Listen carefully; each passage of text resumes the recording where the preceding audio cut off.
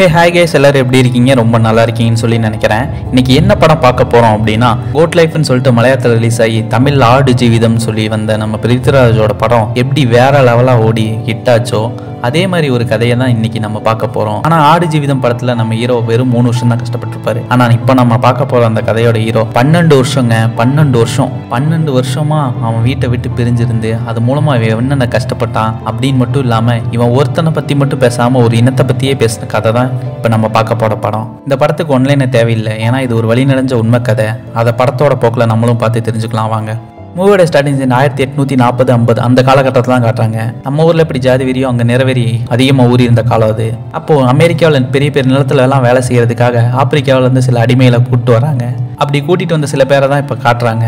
இந்த அடிமைகளை வேலை வாங்குறதுக்கு மாஸ்டர்னு ஒருத்தர் இருக்கான், அவனை தான் காட்டுறாங்க. அவன் பேச ஆரம்பிக்கிறான். இங்கே பாருங்க, இந்த கரும்பு எல்லாமே வெட்டுறதா உங்க வேலை. எவ்வளோ வேகமாக முடியுமோ அவ்வளோ வேகமாக நீங்கள் இந்த கரும்பெல்லாம் வெட்டணும். இடையில கையை கிழிச்சிருச்சு காலை கிழிச்சிருச்சுன்னு சொல்லி வேலையை நிறுத்தவே கூடாது. அப்படி நிறுத்தினீங்க அதுக்கு உண்டான பனிஷ்மெண்ட் உங்களுக்கு இருக்கு அப்படின்னு சொல்லி மிரட்டிட்டு அவன் அங்கேருந்து போகிறான். அப்படியே இங்கே நம்ம ஹீரோவை தான் கட்டுறாங்க. நம்ம ஹீரோ பேர் சாலமன். நம்ம ஹீரோ ஒரு நீக்ரோ தான். மாஸ்டர் சொன்னதை கேட்டு அப்படியே நம்ம ஹீரோ அங்கே இருக்கிற கரும்பெல்லாம் வேக வேகமாக வெட்டிட்டு இருக்கான். சரி, வேலை முடிஞ்சேன்னு சொல்லி நேற்று சாப்பாடு கொடுக்குறாங்க. அதை வாங்கி பார்க்குற அவன் சாலனுக்கு மூஞ்சியே இல்லை. அவ்வளோ கஷ்டப்பட்டு வேலை செய்கிறோம், ஆனால் சாப்பாடு கூட ஒரு திருப்தியாக போட மாட்டேங்கிறாங்களே அப்படின்னு சொல்லி ஒரு வெறுப்பு மூஞ்சில் நல்லாவே தெரியுது. பட் இருந்தாலும் என்ன பண்ணுறது, உயிர் வாழணுமேங்கிறதுக்காக அதையும் நம்ம ஹீரோ சாப்பிட தான் செய்கிறான். ஆனால் நம்ம ஹீரோ உண்மையான ஒரு அடிமை இல்லை. எப்படி அவன் அடிமையானா அப்படிங்கிறதுக்கு ஒரு சின்ன ஃப்ளாஷ்பேக்கு அப்படியே கொஞ்ச நாள் முன்னாடி தான் காட்டுறாங்க. நம்ம ஹீரோவும் அமெரிக்காவில் இருக்கிற ஒரு பிளாக் அமெரிக்கன் தான். அவனுக்கு அமெரிக்காவில் சிட்டிசன்ஷிப்பும் இருக்குது. அவனுக்கு கல்யாணமாகி ஒரு பையன் ஒரு பொண்ணுன்னு சொல்லிட்டு ஒரு அழகான ஃபேமிலியில் தான் நம்ம ஹீரோ இருக்கான். நம்ம ஹீரோவும் வயலின் வாசிக்கிறவன். ஆனால் அது மூலமாக வர காசு இவங்க குடும்பத்துக்கு பெருசாக போதலை. இதுக்கு என்ன பண்ணலாம் அப்படின்னு நம்ம ஹீரோ யோசிக்கிற டைம் அப்போ 2 அமெரிக்காக்காரங்க வராங்க. இவங்க யாருன்னா ஒரு சர்க்கஸ் கம்பெனி சேர்ந்தவங்க. நம்ம ஹீரோ கிட்ட வந்து பேச ஆரம்பிக்கிறாங்க. நீ நல்லா வயலின் வாசிப்பேன்னு தெரியும், அது மூலமாக நீ பிரபலமாவே. நீ எங்கள் சர்க்கஸில் வயலின் வாசிச்ச அப்படின்னா அது மூலமாக எங்களுக்கு ப்ராஃபிட் வரும், அதில் ஒரு பாதி உனக்கும் தரேன் அப்படின்னு சொல்லி நம்ம ஹீரோவை கன்வின்ஸ் பண்ணுறாங்க. அது மட்டும் இல்லாமல் நம்ம ஹீரோ கூட்டிகிட்டு போய் பெரிய பெரிய ஹோட்டலில் நல்ல நல்ல ஃபுட்டெல்லாம் வாங்கி கொடுக்குறாங்க. நம்ம ஹீரோவும் அதெல்லாம் வாங்கி சாப்பிட்றாரு. அதெல்லாம் சாப்பிட்டு இருக்கும்போது நம்ம ஹீரோ சாலமனுக்கு மயக்க வருது. எதனாலன்னா நம்ம ஹீரோ சரக்கு அடிச்சிருப்பான் போல, அதனால மயங்கி கீழே வந்துடுறான். அந்த அமெரிக்காக்காரங்களும் நம்ம ஹீரோவை கொண்டு போய் ஹோட்டல்லேயே ஒரு பெட்ல படுக்க போட்டுறாங்க. அப்படியே விடியுது. நம்ம ஹீரோ மறுநாள் கண்ணை முழிச்சு பார்க்கறான். கண்ணை முழிச்சு பார்த்தா கையில விலங்கு எல்லாம் போட்டிருக்கு. நம்ம ஹீரோ சாலமனுக்கும் அதை பார்த்து ஒரு அதிர்ச்சி. என்னை காப்பாத்துங்க காப்பாத்துங்க அப்படின்னு சொல்லி நம்ம ஹீரோ கத்துறான். அப்ப அங்க 2 பேர் வராங்க. நம்ம ஹீரோ சாலமனும் பேச ஆரம்பிக்கிறான் அவங்க கிட்ட. சார் என்னை காப்பாத்துங்க, என்னை காப்பாத்துங்க, எனக்கு 2 குழந்தைங்களா இருக்கு சார், எப்படியாவது என்னை காப்பாத்துங்க அப்படின்னு சொல்லி அவங்க கிட்ட கேட்கறான். அதை கேட்கற அந்த வெள்ளக்காரங்களோ, என்னது காப்பாத்தணுமா, உன்னை நாங்க ஆப்பிரிக்கால இருந்து விலைக்கு வாங்கிட்டு வந்திருக்கிறோம், உன்னை விட்டுட்டு நாங்க என்ன பண்றது அப்படின்னு மாதிரி சொல்ற கேட்கறான். நான் ஒன்னும் அடிமை இல்லை, நான் அமெரிக்காவை சேர்ந்த ஒரு சிட்டிசன் சார், நீங்க வேணா என் வீட்டுக்கு ஃபோன் பண்ணீங்க அப்படின்னா என்னை பத்தி சொல்லுவாங்க அப்படின்ற மாதிரி சொல்றான். அதை கேட்டாவனும், உனக்கு குடும்பமும் கிடையாது குட்டியும் கிடையாது, நீ அமெரிக்கா சேர்ந்த சிட்டிசன் கிடையாது, ஒழுக்க மரியாதை அமைதியா இருறா அப்படின்னு சொல்றான். அதையும் மீறி நம்ம ஹீரோ சாலமன் பேச ஆரம்பிக்க அங்க கீழே கடந்த ஒரு கட்டையை எடுத்து போட்டு அடி நடிக்கிறான் நம்ம சாலமன். அப்பவும் அவ்வளோ அடி வாங்கிட்டு நம்ம சாலமன், இல்ல சார் நான் அமெரிக்காவை சேர்ந்த ஒரு சிட்டிசன் தான், எனக்கு இங்க குழந்தை குட்டியெல்லாம் இருக்கு சார் அப்படின்னு சொல்றான். அவனும் கட்டையை எடுத்து அடி நடிச்சுட்டு, சொல்லு நீ அமெரிக்காவை சேர்ந்த சிட்டிசனா இல்ல அடிமை நாயா அப்படின்னு சொல்லி கேட்கறான். அமெரிக்காவை சேர்ந்த சிட்டிசன் தான் சார் அப்படின்னு சொல்லி அவ்வளோ அடியிலையும் நம்ம ஹீரோ சாலமன் சொல்லிட்டு தான் இருக்கான். ஆனா அவனும் அவனால முடிஞ்ச அளவு அடி நடிக்கிறான். ஆனா நம்ம சாலமனுக்கு வேற வழி இல்லையே, ஒரு வழியா கடைசியில நான் அடிமை தான் சார் அப்படின்னு சொல்லி ஒத்துக்கிறான். இதை கேட்டீங்கன்னா அந்த ஆளுங்க 2 பேரும் இவனை விட்டுட்டு அங்க போறாங்க. இப்பதான் நம்ம சாலமனுக்கே தெரிய வருது, அந்த சர்க்கஸ்காரங்க நம்மள அடிமைன்னு சொல்லி வித்துட்டாங்க அப்படின்னு. அது மட்டும் இல்லாம நம்ம ஹீரோ சாலமனுக்கு இப்போ அடிமை அப்படின்னு அவனே ஒத்துக்கிட்டனால குடிக்கிறதுக்கும் சாப்பிட்றதுக்கும் அடிமைகளுக்கு கொடுக்குற மாதிரி சாப்பாடு. குளிக்கிறது பாருங்க, அமெரிக்காவில் இந்த நிறவெறி எவ்வளவு தூரம் ஊறி இருக்குன்னு பாருங்க. குளிக்கிறதுக்கு ஒரு பக்கெட் தண்ணி கூட கொடுக்காம ஒரு பக்கெட்ல அதை எடுத்து துணியை வச்சு அந்த தண்ணியில தொட்டு உடம்ப தொலைச்சுக்கணுமா, அவ்வளோ மோசமா நடத்தி இருக்கிறாங்க. நம்ம ஹீரோக்கும் வேற வழி இல்லையே, ஸோ அதே மாதிரி தொட்டு உடம்பெல்லாம் தொடச்சு சுத்தப்படுத்திக்கிறான். நம்ம ஹீரோ குளிக்கும் போது அவன் முதுக தான் காட்டுறாங்க. பாருங்க அடிச்ச அடியோட தழும்பு எப்படி இருக்குன்னு. அப்போ அப்படியே நம்ம ஹீரோ குளிக்கும் போது அங்க ஒரு குட்டி பையன் அவங்க அம்மாவை காணோம்னு சொல்லி அழுகிறான். நம்ம ஹீரோவும் அவ்வளோ வலி வேதனையிலையும் அவங்க அம்மா எங்கேயும் போகல, வந்துருவாங்கன்னு சொல்றாங்க. அதே சேம் டைம் அந்த பொண்ணை தான் காட்டுறாங்க. அவங்க அம்மா எலைசான்னு சொல்லிட்டு அந்த பொண்ணு அங்க வந்து அந்த குழந்தையை பார்த்து தூக்குறாங்க. இவங்க யாரு அப்படின்னா ரீசெண்டா ஆப்பிரிக்கால இருந்து பிடிச்சிட்டு வந்த அடிமை போல. இதெல்லாம் பார்க்கும்போது நம்ம ஹீரோக்கு அவன் குழந்தைங்க ஞாபகம் வருது. பட் இருந்தாலும் என்ன பண்றது, நம்ம ஹீரோவால எதுவும் பண்ண முடியல. அதே சேம் டைம் நம்ம ஹீரோவை எல்லாத்தையும் எங்கேயே கூட்டிட்டு போறாங்க. எங்கடான்னு பார்த்தா இந்த அடிமைகள் எல்லாத்தையும் வேற ஒருத்தங்கிட்ட விற்கிறதுக்கு அந்த வெள்ளக்காரனுங்க நம்ம ஹீரோவையும் அந்த குழந்தைங்க அந்த எலைசா அப்படின்னு சொல்லிட்டு அந்த எல்லாத்தையுமே கூட்டிட்டு போயிட்டு இருக்காங்க. அங்க போய் ஆடு மாடை ஏல விடுற மாதிரி மனுஷங்க எல்லாத்தையுமே ஏல விட்டுட்டு இருக்காங்க. பாருங்க பாவம் எவ்வளவு கஷ்டப்பட்டிருப்பாங்க அப்படின்னு. அப்ப இந்த ஏலத்துல ஏலம் கேட்க அங்க ஃபோர்டுன்னு சொல்லிட்டு ஒரு நல்ல மனுஷன் வர்றான். ஏன் இவனை நல்ல மனுஷன் சொல்றேன்னு போக போக நீங்களே புரிஞ்சுக்குவீங்க. அப்ப இந்த ஃபோர்டுங்கிறவன் யார் யாரை ஏழை எடுக்கிறான் அப்படின்னா நம்ம ஹீரோ சாலமனையும் அங்கே எலிசா அப்படின்னு சொல்லிட்டு அந்த பொண்ணையும் தான் நம்ம ஃபோர்டு ஏழை எடுக்கிறான். இதை பார்க்குற அந்த எலிசாவோ, சார் எங்களையும் மட்டும் ஏழை எடுக்காதீங்க, எனக்கு மொத்தம் 2 குழந்தைங்க இருக்காங்க, அவங்களையும் சேர்த்து ஏழை எடுங்க சார் அப்படின்னு சொல்லிட்டு நான் ஃபோர்டு கிட்ட கேட்க, ஃபோர்டோ நல்ல மனசுக்காரன் சரின்னு சொல்லிட்டு அந்த ஏழை விடுற அந்த புரோக்கர் கிட்ட போய் பேசுறான். அதை கேட்குற அந்த புரோக்கரோ, இல்ல சார் இவங்க 2 பேர் மட்டும்தான் ஏலத்தில் விடுவோம், குழந்தைங்க 2 பேர்த்தையும் ஆல்ரெடி நான் வித்துட்டேன் அப்படின்ற மாதிரி சொல்றான். இதை கேட்ட ஃபோர்டும் அவங்க அம்மா அலசாவும் அழுகுறாங்க. பட் இருந்தாலும் நம்ம ஃபோர்டால என்ன பண்ண முடியும், எதுவும் பேசாம நம்ம ஹீரோ சாலமனையும் எலிசாவை மட்டும் கூட்டிட்டு அவனோட பெரிய தோட்ட பங்களாவுக்கு கூட்டு வந்துடுறான். அந்த குழந்தைங்க நம்ம எலிசாவை பிரிஞ்சு போகும்போது எப்படி கதறுவாங்கன்னு மட்டும் பாருங்க. இனி அவ்வளவுதான், அந்த குழந்தைங்களால அவங்க அம்மாவை பார்க்கவே முடியாது. நம்ம ஹீரோவும் சாலமனையும் அந்த எலிசாவையும் அந்த தோட்டத்துக்கு கொண்டு போய் விடுறாங்க. அப்போ இவங்க எல்லாத்தையும் பார்த்துக்கிறதுக்கு மாஸ்டர்னு சொல்லிட்டு வெள்ளக்காரர்ல ஒருத்தனை நம்ம ஃபோர்டு வேலைக்கு வச்சிருக்காரு. அவனை தான் காட்டுறாங்க. ஆள் பார்க்க டம்மி பீஸ் மாதிரி இருப்பான், ஆனால் பண்ணாத வேலைத்தனம்லாம் பண்ணுவான். நம்ம ஹீரோ சாலமனை கூட்டிட்டு போய் வேலை கொடுக்குறாங்க.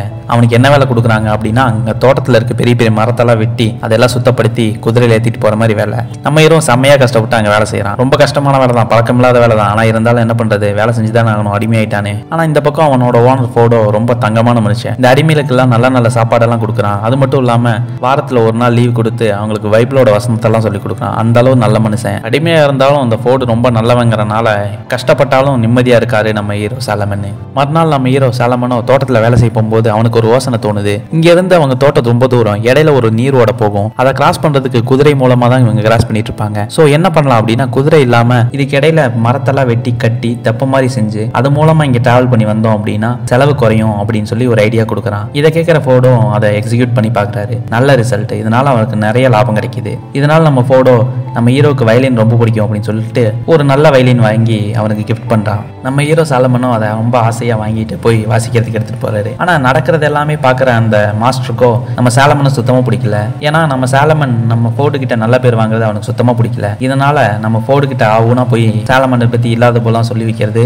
நம்ம சாலமன் ஏதாவது வேலை செஞ்சான் அப்படின்னா அதுல போய் குறை கண்டுபிடிக்கிறதே நம்ம மாஸ்டருக்கு வேலையா போச்சு. இப்ப கூட பாருங்க, நம்ம ஹீரோ சாலமன் கிட்ட இந்த மாஸ்டர் தேவையில்லாம வந்து வம்பளுக்குறான். என்னடா வேலையை தப்பா செஞ்சிருக்கேன் அப்படின்னு சொல்லிட்டு நம்ம ஹீரோ சாலமன் கிட்ட அவன் வந்து சண்டை போட வர, மாஸ்டர் நான் நல்லா தான் மாஸ்டர் செஞ்சிருக்கேன், நீங்க பாருங்க இதுல என்ன தப்பு இருக்கு அப்படின்னு சொல்ல, தப்பு செஞ்சியோ இல்லையோ அதனால நான் அவனை அடிப்பேன், நீ ஒன்றும் கவலைப்படாது, இந்த சாட்டையை வச்சு அடிச்சா உனக்கு ஒன்றும் பெருசாக வலிக்காது அப்படின்னு சொல்லிட்டு நம்ம மாஸ்டர் நம்ம சாலமனை அடிக்க ஓடி வர, இதை பார்க்க நம்ம சாலமனும் தப்பே பண்ணாம நம்ம எதுக்கு அடி வாங்கணும்னு சொல்லிட்டு அந்த சாட்டையை பிடிச்சி மாஸ்டர் கீழே தள்ளி விட்டு இவன் இந்த சாட்டையை வச்சு அந்த மாஸ்டர் அடிக்கிறான். மாஸ்டர் அடிச்சாதான் வலிக்காதுன்னு சொல்லிங்க, இப்போ ஏன் திமிடுறீங்க அப்படின்னு சொல்லிட்டு விடாம அடி நடிக்கிறான். நான் மாஸ்டருக்கு செம்ம அடி போட்டு போல வந்தான் நம்ம சாலமன். தப்பிச்சு பொழைச்சு அங்கிருந்து நம்ம மாஸ்டர் ஓடிடுறான். நம்ம சாலமனும் அடிச்சு போட்டு இங்க உட்கார்ந்து இருக்க சமயம் போன மாஸ்டரோ திருப்பி தனியா வராம 3 பேரை கூட்டிட்டு வர்றான். நம்ம ஹீரோ சாலமனால ஒருத்தனை அடிச்சு சமாளிச்சிட முடியும், ஆனா 3 பேரெல்லாம் அடிச்சு சமாளிக்க முடியாது. அதுவும் இல்லாம அவன் வெள்ளக்காரங்க வேற. சோ என்ன பண்றாங்க அப்படின்னா, நம்ம ஹீரோ சாலமனை அடின்னு அடிச்சு அங்கிருந்து இழுத்துட்டு வந்து தூக்கு மாதிரி போட்டு தொங்க விடுறதுக்கு ஏற்பாடு பண்ணிட்டு இருக்காங்க. நம்ம ஹீரோ சாலமனை ரொம்ப டார்ச்சர் பண்ணிட்டு இருக்காங்க. அப்போ அங்க ஃபோர்டு கீழே வேலை செய்யற இந்த மாஸ்டருக்கே முதலாளி மாதிரி ஒருத்தன் அங்க வர்றான். இதை பாக்குற அவனும், யாரை கேட்டு நீங்க இந்த சாலமனுக்கு இந்த மாதிரி எல்லாம் பண்ணிட்டு இருக்கீங்க, இவன் வேணும் வேணாம், இவன் தப்பு பண்ணா பண்ணல, அதெல்லாம் முடிவு பண்ண வேண்டியது நம்ம முதலாளி ஃபோர்டு, நீங்க ஏன்டா இப்படி பண்ணிட்டு இருக்கீங்க அப்படின்னு சொல்லி மிரட்ட, இதை பார்த்து அந்த மாஸ்டரோ அப்படியே அவனை அங்க விட்டுட்டு போயிடுறான். இந்த பக்கம் நம்ம சாலமனை தான் காட்டுறாங்க. அவனுக்கு தூக்கு போட்டு தொங்க விட்டதுல நம்ம ஹீரோவோட கால் நுனி மட்டும் தான் பேலன்ஸ் ஆயிருக்கு. அந்த அளவுக்கு இறுக்கி வச்சுட்டு போயிருக்கிறானுங்க. நம்ம ஹீரோவோ எப்படியே தடுமாறி நின்றுட்டு இருக்கான். அங்க வந்து அந்த 2வது முதலாளியோ நம்ம சாலமனோட உயிரை பத்தி எல்லாம் கவலை இல்ல, நீ ஏதோ பண்ணிருக்க, அதுக்கு தான் அந்த மாஸ்டர் உன்னை தொங்க விட்டு போயிருக்கான், உன்னை இறக்கணுமா வேணாமா அப்படிங்கிறத ஃபோர்டு தான் முடிவு பண்ணணும், எனக்கு இதுக்கு சம்பந்தம் இல்லை அப்படின்னு சொல்லிட்டு நம்ம சாலமன் அப்படியே விட்டுட்டு அந்த 2வது முதலாளி அங்கிருந்து கிளம்பிடுறான். நம்ம ஹீரோக்கோ காலில் கைத்தை கட்டி கழுத்துலையும் சுருக்க வச்சிருக்காங்க. தண்ணி ஒரு பக்கம் தாக அடிக்குது, கால் ஒரு பக்கம் நிலத்துல நிக்க முடியல. அங்க சுத்தி வேலை பார்க்குற அடிமை எல்லாருக்கும் நம்ம சாலமனை காப்பாற்றணும்னு தோணுது. ஆனா அவங்களுக்குள்ள பயம், எங்க இவனை காப்பாற்ற போய் நம்மள ஏதாவது இவங்க பண்ணிடுவாங்களோ அப்படின்னு சொல்லிட்டு அப்பேற்பட்ட பயத்திலையும் நம்ம ஹீரோ சாலமனுக்கு ஒரு பொண்ணு குடிக்கிறதுக்கு தண்ணி கொண்டு வந்து கொடுக்குது. தயவு செஞ்சு இந்த பொண்ணு ஹீரோயின் மட்டும் நினைச்சாங்க, ஏன்னா நம்ம ஹீரோவுக்கு ஆல்ரெடி கல்யாணம் ஆயிடுச்சு. சுத்தி விளையாடுற குழந்தைங்க எல்லாருமே நம்ம சாலமன் தொங்குறத பாக்குறாங்க. அந்த பங்களாவில் வேலை செய்யற அந்த முதலாளி அம்மா கூட வந்து நம்ம ஃபோர்டை பாக்குது. ஆனா அவனை அவுத்து விடணும்னு யாருக்குமே என்ன இல்லை. பாருங்க வெள்ளக்காரனுக்கு எவ்வளவு ஒரு நல்ல மனசுன்னு. ஒரு அடிமைனா அவனை ரொம்ப கேவலமா நடத்துறாங்க. எவ்வளவு நேரம் நம்ம ஹீரோ சாலமனும் அந்த கைத்துல தொங்கினான்னு நமக்கு காட்டவே இல்லை. ரொம்ப நேரம் கழிச்சு நம்ம ஃபோர்டு அங்க வராரு. நம்ம ஹீரோ சாலமன் அங்க தொங்கிட்டு இருக்கிறத பார்த்து கத்தியை வச்சு ஒரு வெட்டி நம்ம ஹீரோ சாலமனை காப்பாத்துறாரு. ஹீரோ சாலமனை வீட்டுக்குள்ள கூட்டிட்டு போய் அவனுக்கு வேணுங்கிற தண்ணி எல்லாமே கொடுத்து நம்ம சாலமனை படிக்க வைக்கிறாரு. அப்போ நம்ம சாலமன்கிட்ட பேச ஆரம்பிக்கிறாரு. உனக்கும் அந்த மாஸ்டருக்கும் என்ன பிரச்சனை அப்படின்னு சொல்லி தெரியல, ஆனா அவன் இனிமேல் உன்னை உயிரோட விட மாட்டான். நான் ஒருத்தருக்கு கடன் கொடுக்கணும், என்னால கடன் கொடுக்க முடியல, அதனால நான் என்ன பண்றேன் அப்படின்னா உன்னை நான் அவன்கிட்ட வித்துறேன். நீ இங்க இருந்து தப்பிச்சு போயிட்ட அப்படின்னா அவன் வேலை தான் அதிகமா வாங்குவான், ஆனா நீ இங்க இருந்த அப்படின்னா இவங்க உன் உயிரே வாங்கிடுவாங்க, தயவு செஞ்சு நீ எங்க இருந்து கிளம்பிடு அப்படின்னு சொல்லிட்டு நம்ம ஃபோர்டு கடன் வாங்கின அந்த ஆள்கிட்ட நம்ம சாலமனை வித்துறாங்க. இப்போ நம்ம சாலமனோட புது முதலாளியை தான் காட்டுறாங்க, புது மாஸ்டர் எட்டி. இவர் நம்ம ஃபோர்டு மாதிரி ரொம்ப நல்ல மனசுக்காரெல்லாம் இல்லை, அடிமைகளை ரொம்ப கேவலமாக நடத்தக்கூடிய ஒரு ஆள், ரொம்ப வக்கரம் பிடிச்ச ஆள். அவனுக்கு அவங்க அவ்வளோ பெரிய ஒரு பருத்தி தோட்டம் இருக்கும், அதை வேலை செய்யறதுக்கு தான் இந்த அடிமை எல்லாத்தையுமே அந்த எட்டி வாங்கிட்டு வந்திருக்கான். அப்போ நம்ம ஹீரோ சாலமனுக்கும் இந்த பருத்தி எடுக்கிறது ரொம்ப புதுசான வேலை. நம்ம ஹீரோ சாலமனும் அங்கே தான் போய் பருத்தி எடுக்கிறாரு. அப்படியே ரொம்ப நேரம் ஆகுது. நம்ம ஹீரோ சாலமனும் அவனால் முடிஞ்ச அளவு அந்த பருத்தி எடுக்கிறான். ரொம்ப நேரம் கழிச்சு அங்கே இருக்கிற ஆளுங்க எல்லாமே சேர்ந்து அந்த பருத்தி எல்லாமே எடை போட ஆரம்பிக்கிறாங்க. எடை போட்டதில் அங்கே இருக்கிறவங்க எல்லாமே ஆவரேஜாக 100 கிலோவுக்கு மேலே எடுத்துருக்காங்க. ஆனால் நம்ம ஹீரோ சாலமனால் வெறும் 70 கிலோ தான் எடுக்க முடிஞ்சுது. இதை கேட்குற அந்த மாஸ்டர் எடியோ, ஒரு ஆள் ஆவரேஜாக ஒரு நாளைக்கு 100 கிலோ எடுக்கணும், ஆனால் நீ வெறும் 70 கிலோ தான் எடுத்திருக்க. முதல் நாள் அப்படிங்கிறனால உன்னை அப்படியே விட்டுறேன், இனிமேல் 2வது நாள் 3வது நாள் அப்படிலாம் 100 கிலோ கம்மியாக இருந்துச்சுன்னா அதுக்கு தகுந்த மாதிரி உனக்கு தண்டனை இருக்கு அப்படின்னு சொல்லி மிரட்டுறான். அங்கே இருக்கிற ஒரு பொண்ணுகிட்ட போய் பேச ஆரம்பிக்கிறான். இந்த பொண்ணு பேர் பேக்ஸி. இவ ஒரு நாளைக்கு 100 கிலோ எடுக்கணும், ஆனால் இவ 200 கிலோ எடுக்கிறான். இவகிட்டே பிடிச்ச விஷயமே எனக்கு இதுதான், நீங்க எல்லாரும் இந்த மாதிரி எடுக்கணும் அப்படின்னு சொல்லிட்டு அந்த பொண்ணோட தொடக்கூடாத இடத்துலலாம் நம்ம மாஸ்டர் ஹெட் தொட ஆரம்பிக்கிறான். அந்த பொண்ணுக்கு என்ன பண்றது, என்னதான் இருந்தாலும் மாஸ்டர், இவ அடிமை, எதுவும் பேச முடியல, சுற்றி இருக்கிறவங்களாலையும் எதுவும் பேச முடியல. எல்லாருக்கும் நம்ம மாஸ்டர் ஹெட்னா ரொம்ப பயம். இங்கே என்னென்ன நடக்குது அப்படின்னு சொல்லிட்டு நம்ம ஹெட்டோட ஒய்ஃபும் மேலே இருந்து பார்த்துட்டு தான் இருக்காங்க. பட் இருந்தாலும் அவங்களாலையும் ஹெட்டுக்கிட்ட எதுவும் பேச முடியாது, ஏன்னா அவங்களுக்கும் நம்ம மாஸ்டர் மேலே ரொம்ப பயம். இதனால மாஸ்டர் ஹெட் மேலே இருந்த கோவத்தை எல்லாமே மாஸ்டரோட ஒய்ஃபோ யார் மேலே காட்டுறாங்க அப்படின்னா நம்ம பெட்ஸி மேலே தான் காட்டுறாங்க. ஒரு நாள் பார்ட்டி நடந்துட்டு இருக்க சமயம் நம்ம மாஸ்டருக்கும் நம்ம மாஸ்டர் ஒய்ஃபுக்கும் சண்டை வருது. இதுக்கு காரணம் பெட்ஸி தான் நினைச்சிட்டு அந்த மாஸ்டரோட ஒய்ஃபோ சரக்கு வச்சிருக்க ஒரு பாட்டில் எடுத்து நம்ம பெட்ஸியோட மூஞ்சில ஓங்கி ஒரே அடி, செம்மையா அடிபட்டு நம்ம பெட்ஸிக்கு மூஞ்சியே அந்த இடத்துல காயப்பட்டு தழும்பே வந்துடுது. அந்த அளவுக்கு தூக்கி அடிச்சிடுறாங்க. ஆனா இதை எதுவுமே யாருனாலையும் அங்க சுத்தி இருக்கிறவங்களால ஏன் இவங்க இப்படி பண்றாங்க அப்படின்னு சொல்லி யாருனாலையும் கேட்க முடியல.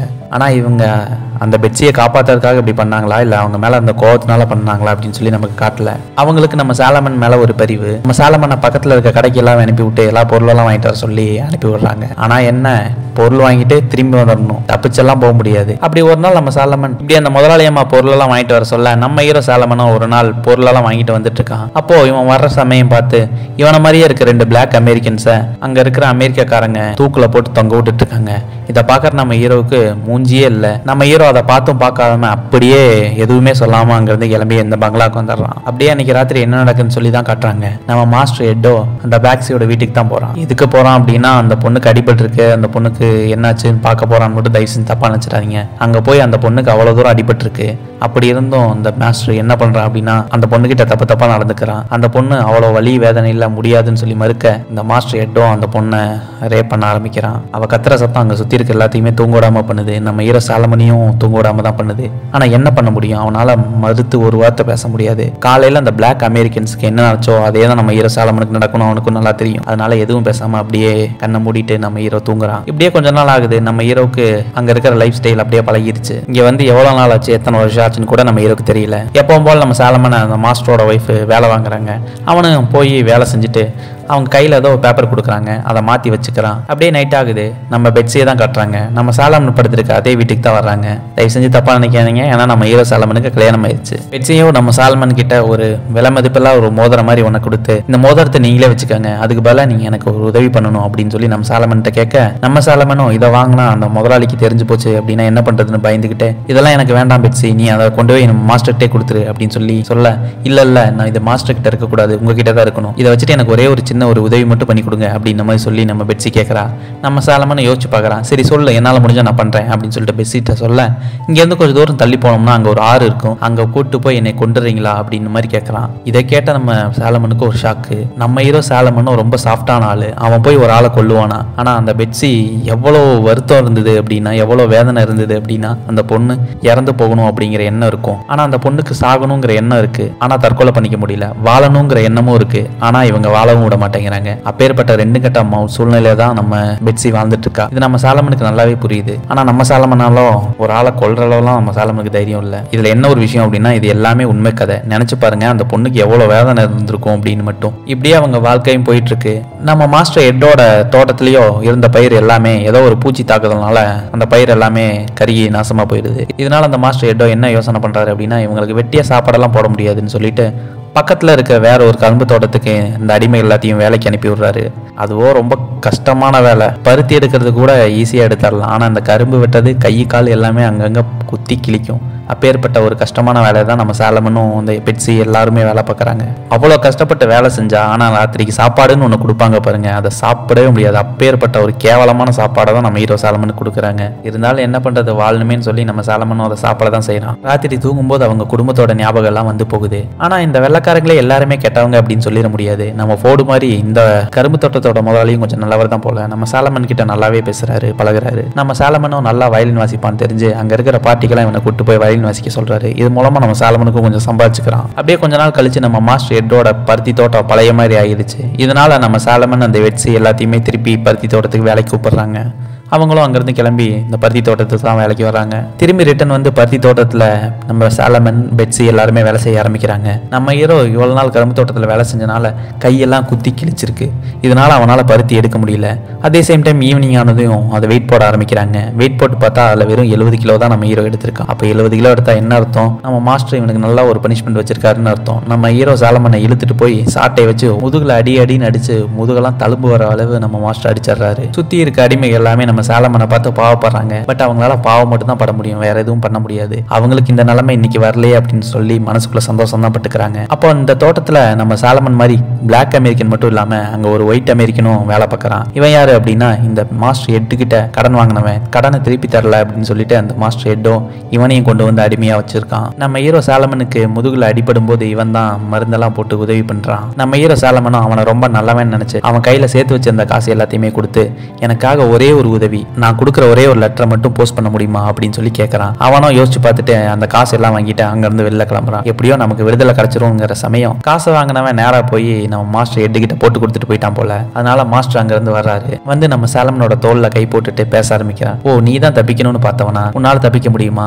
அப்படின்ற மாதிரி சொல்லி கேட்க, நம்ம சாலமனும், சார் நானே ஒரு அடிமை, நான் எப்படி சார் தப்பிக்க முடியும், நான் தப்பிக்கலாம் மாட்டேன் அப்படின்ற மாதிரி சொல்றான். ஓ, அப்ப எப்படி அவங்ககிட்ட ஏதோ லெட்டர் கொடுக்குறேன்லாம் சொன்னியாமா அப்படின்ற மாதிரி கேட்க, நான் இல்லை சார், நான் எதுவும் லெட்டர்லாம் கொடுக்கல அப்படின்ற மாதிரி சொல்லி சமாளிக்கிறான். நம்ம லெட்டர் கொடுக்க போறோம் அப்படிங்கிற விஷயம் யாரோ சொல்லி தெரிஞ்சிருச்சு போல. இனிமேல அந்த லெட்டர்லாம் நம்ம கையில வச்சிருந்தா நமக்கு ஆபத்துன்னு சொல்லிட்டு அவன் எழுதி வச்சிருக்க லெட்டர் எல்லாத்தையுமே தீய போட்டு கொளுத்திடுறான். அப்படியே கொஞ்ச நாள் ஆகுது. நம்ம ஹீரோ சாலமனும் அதே வேலையை தான் பார்த்துட்டு இருக்கான். அந்த பருத்தி எல்லாம் எடுத்துட்டு இருக்க அடிமைகளை சில பேர் வயசு மூப்பு கண்மா எல்லாம் இறந்து போற ஆரம்பிக்கிறாங்க. அதையும் நம்ம சாலமன் தான் புதைக்கிறான். ஆடு மாடு செத்து போன மாதிரி அசால்ட்டா இந்த மனுஷங்களாத்தையும் புதைச்சு வைக்கிறாங்க. நம்ம மாஸ்டர் எட்வர்ட் வீட்லயோ சில கன்ஸ்ட்ரக்ஷன் வேலையெல்லாம் நடக்குது. இதுக்காக வெளியில இருந்து ஒரு ஆள் அவர் கூப்பிட்டு வராரு. அவர் பேர் என்னன்னா போல்னு சொல்லிட்டு. இந்த போலுக்கு ஹெல்ப் பண்றதுக்காக அங்க இருக்கிற சில அடிமைகளும் வேலை செய்யறாங்க. அதுல நம்ம ஹீரோ சாலமனும் அவர் கூட சேர்ந்து வேலை செய்ய ஆரம்பிக்கிறான். அங்க வர்ற மாஸ்டர் எட்டோ, என்னடா வேலை செய்றீங்க, நல்லா வேலை செய்யுங்க, அந்த மரக்கட்டையில தூக்கி கரெக்டா வை அப்படின்னு சொல்லி மிரட்டிட்டு இருக்க, இதை பாக்குற அந்த போலோ, இவங்க என்ன மனுஷங்களா இல்ல மிருகங்களா, ஏன் இப்படி இவங்க இவ்வளவு கஷ்டப்படுத்துறீங்க, என்னதான் இருந்தாலும் அவங்களும் மனுஷங்க தானே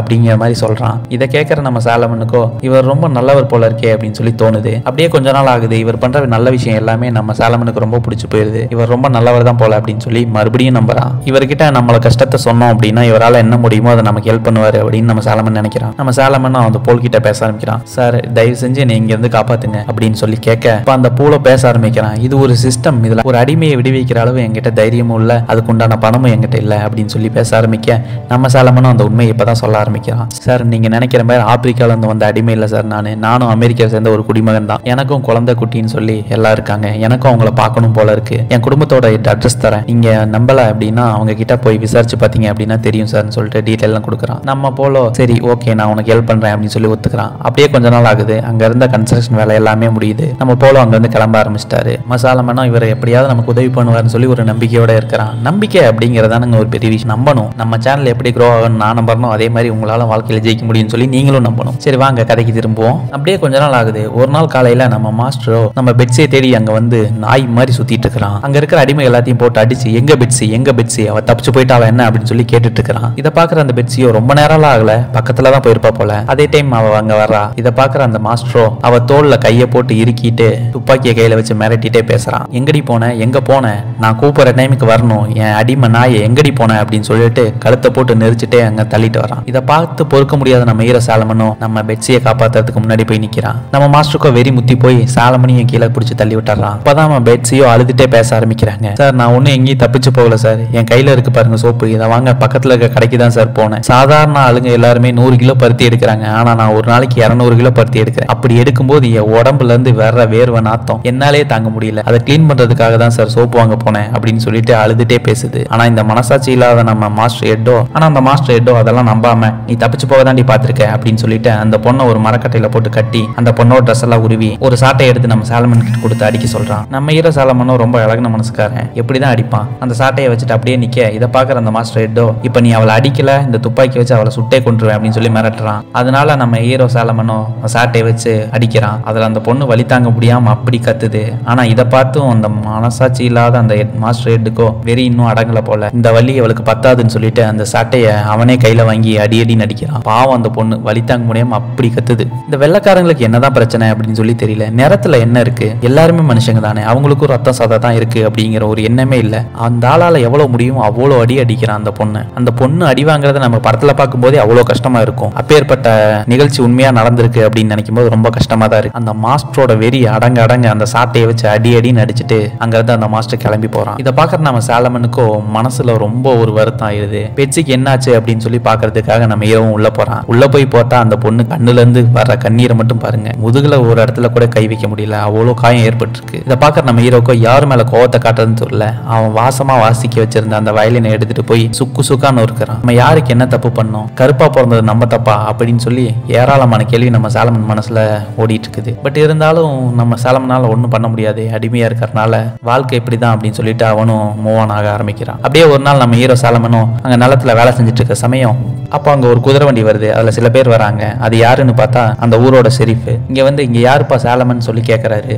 இதை பாக்குற நம்ம ஹீரோவை பயந்துகிட்டே நான் தான் சார் சாலமன் அப்படின்னு சொல்லி சொல்றான். இங்க வாப்பா, இவரை உனக்கு தெரியுமா அப்படின்னு சொல்லி கேட்க நம்ம ஹீரோவை பயந்துட்டு அங்க இருந்து வந்து பார்த்தா அது வேற யாரும் இல்ல, நம்ம சாலமனோட ஃப்ரெண்டு. இதை பாக்குற நம்ம ஹீரோவுக்கு மனசுக்குள்ள ஒரே ஆனந்தம். சுத்தி என்ன நடக்குதுன்னு கூட யோசிக்காம ஓடி போய் நம்ம ஹீரோவோட ஃப்ரெண்டை கட்டி பிடிச்சுக்கிறான். எப்படியாவது நம்ம சாலமனை இங்க இருந்து கூட்டிட்டு போகணும்னு சொல்லிட்டு அவன் ஃப்ரெண்டுக்காரனும் நம்ம சாலமன் அந்த குதிரை வண்டியில ஏத்த இதை பாக்குற அந்த மாஸ்டர் எட்டோ அங்க இருந்து ஓடி வரான். யாரா நீ என்னோட அடிமையை கூட்டு போக அப்படின்னு சொல்லிட்டு நம்ம சாலமனோட ஃப்ரெண்டு கிட்ட சண்டை போடுறான். நம்ம ஃப்ரெண்டோ பேச ஆரம்பிக்கிறாரு. நீ என்ன வேணா பண்ணிக்கோ, இவனை இங்க இருந்து கூட்டிட்டு தான் போக போறேன் அப்படின்னு மாதிரி சொல்றான். இதை கேட்கற அந்த மாஸ்டர் எட்டோ இவனை நீ கூட்டிட்டு போ, இவனை எப்படி இங்க கூட்டு வரணும் அப்படின்னு சொல்லி எனக்கு தெரியும், நான் கோர்ட்டுக்கு போறேன் அப்படின்னு மாதிரி சொல்ல இதை கேட்கற அந்த ஃப்ரெண்டோ நீ கோர்ட்டுக்கு இல்ல எங்க வேணா போ, ஏன்னா இவன் ஒரு அமெரிக்க சிட்டிசன், இவன் ஒன்னும் அடிமை கிடையாது அப்படின்னு சொல்லிட்டு நம்ம சாலமனை கூட்டிட்டு அவன் போயிட்டு இருக்கான். அந்த மாஸ்டர் எட்டாலேயோ எதுவும் பண்ண முடியல. எப்படியோ நம்ம ஃப்ரெண்டு நம்மளை வந்து காப்பாத்திட்டான் அப்படின்னு சொல்லிட்டு நம்ம சாலமனும் சந்தோஷத்தோட போய் அந்த குதிரை வண்டியில ஏற போற சமயம் சாலமா அப்படின்னு சொல்லி ஒரு சவுண்டு கேக்குது. யாருன்னு பார்த்தா பெட்ஸி. இதை பாக்குற நம்ம சாலமனும் ஓடி போய் நம்ம பெட்ஸியை கட்டி பிடிச்சுக்கிறான். எப்படியோ இங்க இருந்து நம்ம தப்பிச்சு போறோம் அப்படிங்கிற சந்தோஷம் மனசுக்குள்ள இருந்தாலும் இவங்க எல்லாமே இன்னும் அடிமையா கஷ்டப்பட போறாங்க அப்படிங்கிற வருத்தம் நம்ம ஹீரோட மூஞ்சில தெரியுது. பட் இருந்தாலும் என்ன பண்றது, அவங்க எல்லாம் அடிமையா வந்தவங்க, எதுவும் பண்ண முடியாதுன்னு சொல்லி நம்ம ஹீரோக்கும் தெரியும். இருந்தாலும் பெட்ஸியை கட்டி பிடிச்சுக்கிறான். சாலமா நீயாவது இங்க இருந்து தப்பிச்சு போய் சந்தோஷமா இரு அப்படின்னு சொல்லி பெட்ஸி சொல்றான். இதை கேட்கற நம்ம சாலமனுக்கும் இங்க இருந்து போறோம் அப்படிங்கிற சந்தோஷத்தை விட இவங்களெல்லாம் விட்டுட்டு போறோமே அப்படிங்கிற வருத்தம் அதிகமா இருக்கு. நம்ம ஹீரோ சாலமனும் அங்க இருந்து போகும்போது அவன் கண்ணுல இருந்து அவ்வளவு தண்ணி வருது. இந்த நாட்டுல எவ்வளவு அடிமைங்க கஷ்டப்படுறாங்க, அவங்களோட எல்லாமே இப்படிதான் இருக்கும்ல அப்படின்னு சொல்லி ஒரு நம்ம ஹீரோக்கு ஒரு வருத்தமும் இருக்கு. இந்த கதையை கேட்கிற நமக்கே கண்ணுல கண்ணீர் வந்துடும் போல இருக்கு. அப்பேற்பட்ட ஒரு உண்மை கதை தான் நம்ம ஹீரோ சாலமனுக்கு நடந்திருக்கு. எப்படியோ நம்ம ஹீரோ சாலமனும் அவன் வீட்டுக்கு திரும்பி வந்துட்டான். மெதுவா கதவை திறந்து உள்ள போற சமயம் அவன் காணாம போய் 12 வருஷம் ஆனனால அவனோட பையன் பொண்ணு எல்லாம் இப்ப பெருசாகி ஆளே பார்க்க அடையாளம் தெரியாத மாதிரி இருக்காங்க. அவன் பொண்ணுக்கோ கல்யாணமாய் கையில ஒரு குழந்தையே இருக்கு. அந்த பொண்ணும் அப்பாவை பாக்குறதுக்காக அவ பெத்த குழந்தையோட கூட்டு வந்து நம்ம சாலமன் கிட்ட கேட்டுறா. இந்த குழந்தைய கையில வாங்குற நம்ம சாலமனோ கண்ணுல இருந்து கண்ணீர் ஊத்துது. அவன் பொண்ணு கிட்ட இந்த குழந்தையோட பேர் என்ன அப்படின்னு அப்படின்னு சொல்லி கேட்குறான். அந்த பொண்ணை காணாம போன அவங்க அப்பாவோட பேரான சாலமன் அப்படிங்கிற பேரையே அவன் குழந்தைக்கு வச்சிருக்கு. இதை கேட்குற நமக்கே கொஞ்சம் மன நெருடலா இருக்குல்ல. இதெல்லாம் கேட்குற நம்ம ஹீரோ சாலமனுக்கு அழுக வராமலா இருக்கும். நினைச்சு அழுக ஆரம்பிக்கிறான். இதை பார்க்குற அவங்க குடும்பத்தில் இருக்க எல்லாருமே ஓடி போய் கட்டி பிடிச்சி நம்ம சாலமனுக்கு ஆறுதல் சொல்றாங்க. பட் இருந்தாலும் நம்ம ஹீரோ சாலமனுக்கு அவங்க சொல்ற ஆறுதலை விட எப்படியோ நம்ம குடும்பத்துக்கிட்ட வந்து சேர்ந்துட்டோம் அப்படிங்கிற ஆனந்தம் தான் அதிகமா இருக்கு. இப்படியே காட்டி இந்த படத்தை இங்க முடிக்கிறாங்க. இவ்வளவு நேரம் நம்ம பார்த்த கதை ஒரு மனுஷனோட உண்மை கதை அப்படின்னு சொல்லும் போதுதான் மனசு ரொம்ப கஷ்டமா இருக்கு. இப்பேற்பட்ட படத்தை மிஸ் பண்ணாம பார்க்கணும் அப்படின்னா நம்ம சேனலை சப்ஸ்கிரைப் பண்ணிருங்க. இப்பதான் நீங்க நம்ம சேனலுக்கு ஃபர்ஸ்ட் டைம் வரீங்க, லைக் பண்ணுங்க, ஷேர் பண்ணுங்க, சப்ஸ்கிரைப் பண்ணிட்டு பக்கத்துல பெல் ஐகானை கிளிக் பண்ணிக்கோங்க. தேங்க்யூ.